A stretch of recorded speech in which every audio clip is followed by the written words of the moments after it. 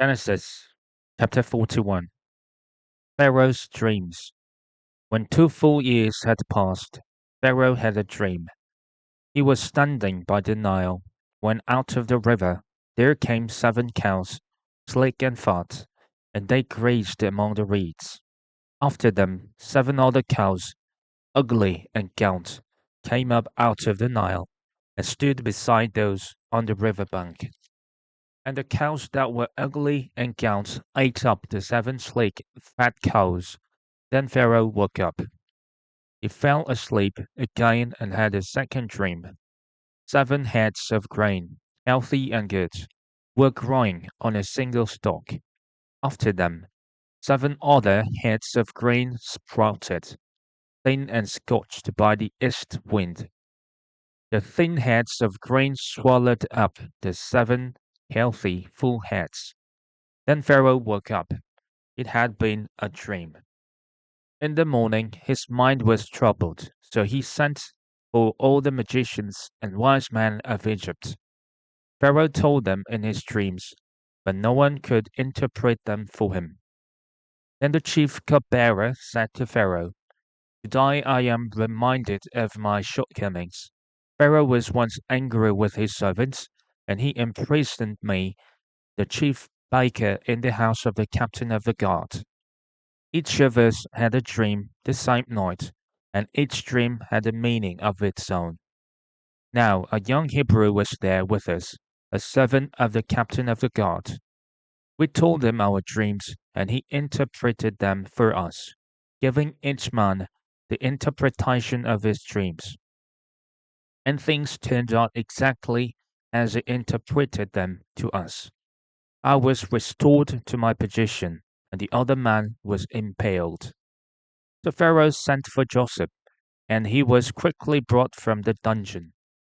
When he had shaved and changed his clothes, he came before Pharaoh. Pharaoh said to Joseph, I had a dream, and no one can interpret it, but I have heard it said of you that when you hear a dream, you can interpret it. I cannot do it, Joseph replied to Pharaoh, but God will give Pharaoh the answer he desires. Then Pharaoh said to Joseph, In my dream, I was standing on the bank of the Nile, when out of the river there came up 7 cows, fat and sleek, and they grazed among the reeds. After them, 7 other cows came up, scrawny and very ugly and lean. I had never seen such ugly cows in all the land of Egypt. The lean, ugly cows ate up the 7 fat cows that came up first, and even after they ate them, no one could tell that they had done so. They looked just as ugly as before. Then I woke up. In my dream, I saw 7 heads of grain, full and good, growing on a single stalk. After them, 7 other heads sprouted, withered and thin, and scorched by the east wind. The thin heads of grain swallowed up the 7 good heads. I told this to the magicians, but none of them could explain it to me. Then Joseph said to Pharaoh, The dreams of Pharaoh are one and the same. God has revealed to Pharaoh what he is about to do. The 7 good cows are 7 years, and the 7 good heads of grain are 7 years. It is one and the same dream.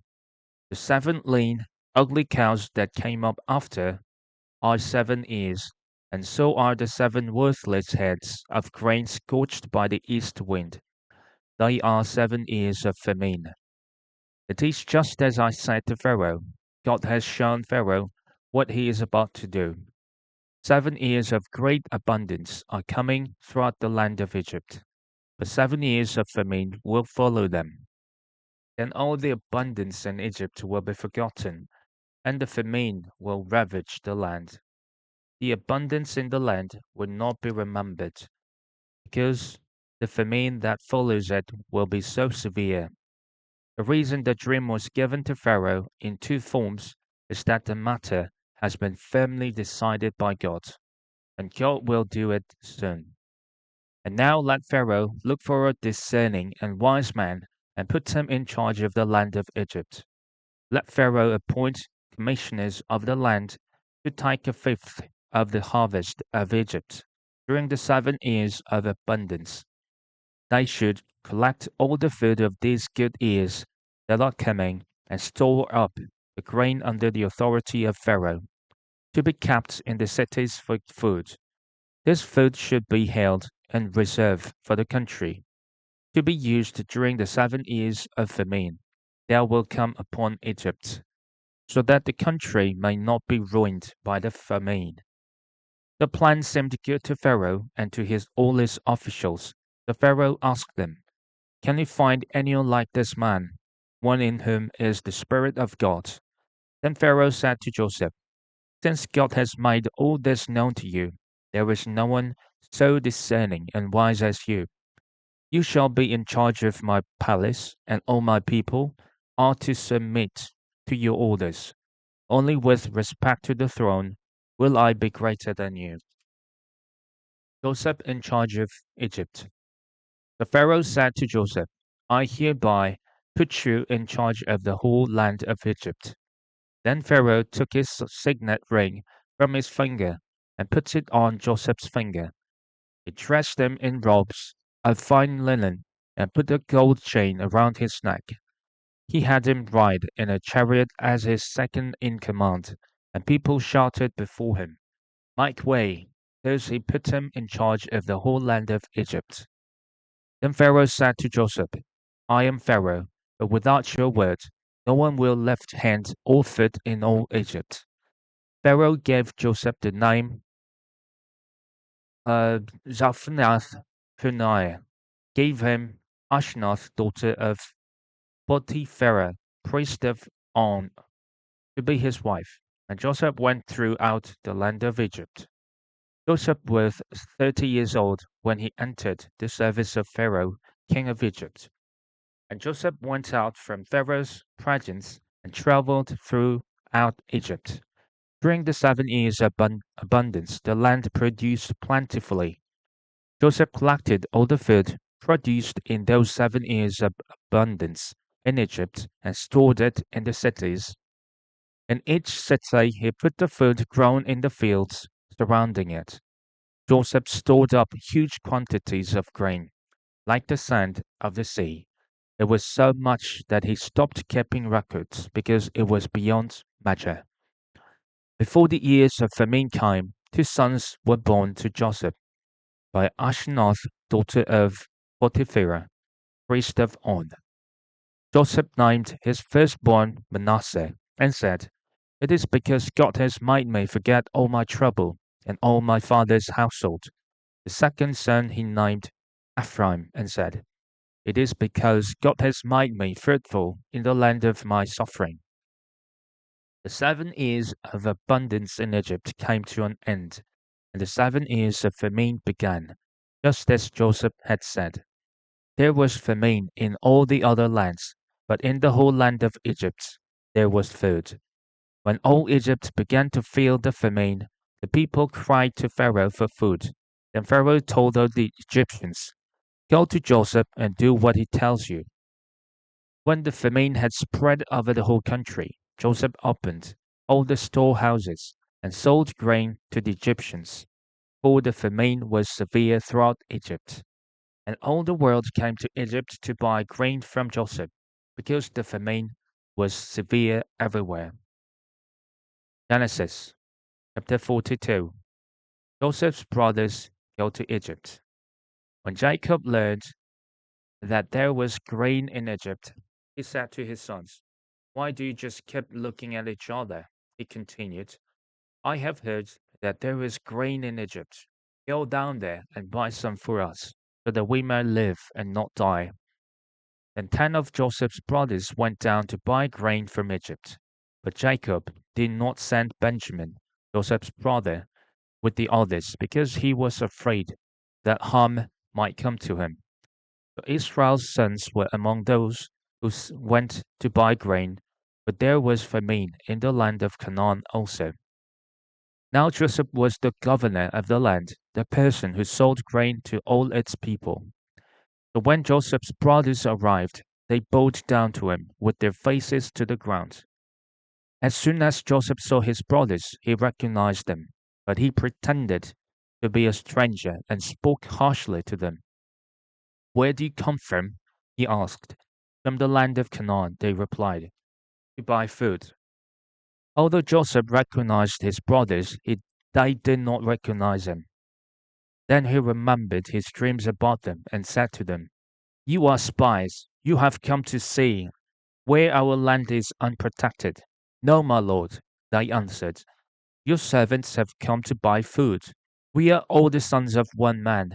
Your servants are honest men, not spies. No, he said to them. You have come to see where our land is unprotected. But they replied, Your servants were 12 brothers, the sons of one man, who lives in the land of Canaan. The youngest is now with our father, and one is no more. Joseph said to them, It is just as I told you, you are spies, and this is how you will be tested. As surely as Pharaoh lives, you will not leave this place unless your youngest brother comes here. Send one of your number to get your brother. The rest of you will be kept in prison, so that your words may be tested to see if you are telling the truth. If you're not, then as surely as Pharaoh lives, you are spies. And he put them all in custody for 3 days. On the third day, Joseph said to them, Do this, and you will live, for I fear God. If you are honest men, let one of your brothers stay here in prison, while the rest of you go and take grain back for your starving households. But you must bring your youngest brother to me, so that your words may be verified, and that you may not die. This they proceeded to do. They said to one another, Surely we are being punished because of our brother. We saw how distressed he was when he pleaded with us for his life, but we would not listen. That's why this distress has come upon us. Reuben replied, Didn't I tell you not to sin against the boy? But you wouldn't listen. Now we must give an accounting for his blood. They did not realize that Joseph could understand them, since he was using an interpreter. He turned away from them and began to weep, but then came back and spoke to them again. He had Simon taken from them and bound before their eyes. Joseph gave orders to fill their bags with grain, to put each man's silver back in his sack, and to give them provisions for their journey. After this was done for them, they loaded their grain on their donkeys and left. At the place where they stopped for the night, one of them opened his sack to get feed for his donkey, and he saw his silver in the mouth of his sack. My silver has been returned, he said to his brothers. Here it is in my sack. Their hearts sank, and they turned to each other, trembling, and said, What is this that God has done to us? When they came to their father Jacob in the land of Canaan, they told him all that happened to them. They said, The man who is lord over the land spoke harshly to us and treated us as though we were spying on the land. But we said to him, We are honest men, we are not spies. We were 12 brothers, sons of one father. One is no more, and the youngest is now with our father in Canaan. Then the man who is lord of the land said to us, This is how I will know whether you are honest men. Leave one of your brothers here with me, and take food for your staying households and go.